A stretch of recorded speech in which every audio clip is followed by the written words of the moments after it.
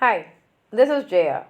In this video, we shall see the summary of Yerma by Federico Garcia Lorca. Lorca is a Spanish dramatist and she describes the play as a tragic poem. The play tells the story of a childless woman living in rural Spain. Her desperate desire for motherhood becomes an obsession that eventually drives her to commit a horrific crime. In the beginning, we find Irma has been married 2 years and she wants to strengthen her husband Juan so he can give her children. Telling Irma to stay at home, Juan goes back to his work in the olive groves and Irma talks and sings to the child she wishes she were carrying. Irma fears that if she doesn't conceive soon, her blood will turn to poison. Maria, married 5 months and already pregnant, asks Irma to sue for the baby.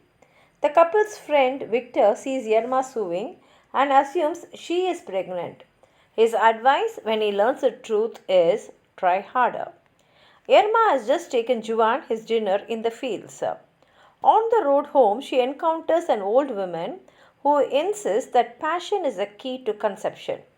Irma admits a secret longing for Victor, but none for Juan. She then meets two girls whose attitudes astonish her. One has left her baby untended, the other is childless and glad of it, although her mother, Dorlis, is giving her herbs for pregnancy. Next, Victor comes along, and the conversation between Victor and Irma becomes tense with unspoken thoughts and desires.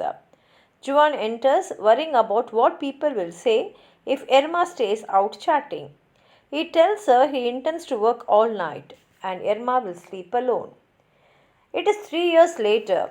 5 laundresses gossip about a woman who still has no children, who has been looking at another man, and whose husband has brought in his sisters to keep an eye on her. We know they are talking about Yerma. The laundresses sing about husbands, lovemaking, and babies. Juan's two sisters watch over Yerma. She refuses to stay at home and people are talking. Without children in it, her home seems like prison to her. Her marriage has turned bitter. Maria visits, but reluctantly, since the sight of her baby always makes Yerma weep. The childless girl says her mother Dorlis is expecting Yerma. Victor comes in to say goodbye. Yerma is surprised and a little saddened by Victor's announcement to go. When she asks him why he must go, he answers along the lines of things change. Juan enters and it is later found out that Juan has brought Victor's sheep. It would seem that Juan is one of the reasons why Victor is leaving. Yerma is angered and when Juan goes out with Victor, Yerma makes her escape to see Dolores. Yerma is found at Dolores' house. Dolores and the old women have been praying over Yerma all night in the cemetery. Juan accuses Yerma of deceit and she curses her blood, her body, and her father, who gave me his blood enough for 100 children. Near a hermitage high in the mountains, a place to which many barren women, including Yerma, make a pilgrimage. Young men are they, hoping to father a child or to win a woman away from her husband.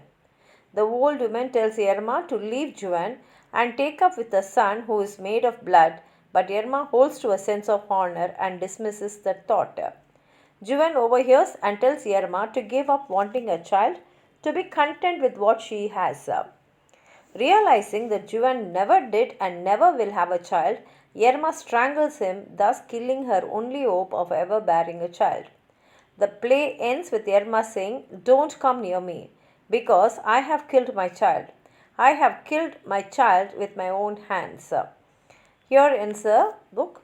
If you have anything more to add on to what I've said, please write it in the comment box. Like the video, share it with your friends, and if you have not subscribed my channel, please subscribe and support. Thank you.